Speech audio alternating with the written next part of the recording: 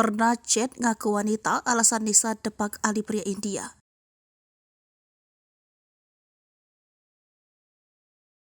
Kebohongan pria India bernama Asif Ali Pore 32 tahun yang lamarannya ditolak gadis Waju dibongkar adalah si gadis Syarifah Indonesia 25 tahun alias Nisa yang mengungkapkan hal tersebut. Nisa juga tak tahan menerima hujatan karena cerita Asif Ali. Nisa meminta publik tak mendengarkan cerita dari satu pihak saja. Ia mengaku merasa terjebak soal hubungannya dengan Asif Ali Pore. Nisa menjelaskan awal perkenalan dengan Ali di aplikasi WhatsApp melalui grup berbagi video motivasi Islam.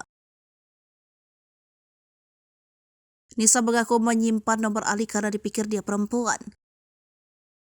Nisa menyampaikan sempat memblokir nomor Ali, meski demikian Ali tetap berusaha menghubungi Nisa. Padahal kurang lebih sebulan hilang kontak. Sebulan kemudian Ali tiba-tiba menghubunginya lagi saat Nisa kembali mengunduh aplikasi WhatsApp.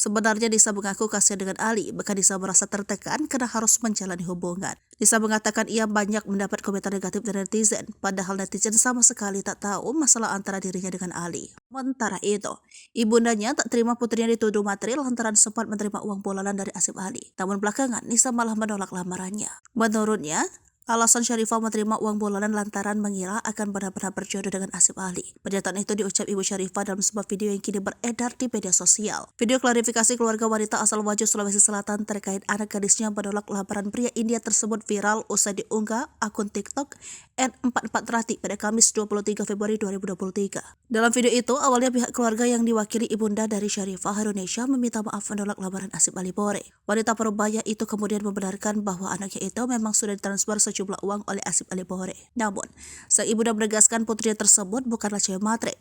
Pasalnya, kata dia, keluarga mereka juga punya banyak uang. Lebih lanjut, Ibu Syarifah Indonesia juga mengaku jika dirinya dan keluarga memiliki beberapa aset seperti sawah dan kebun.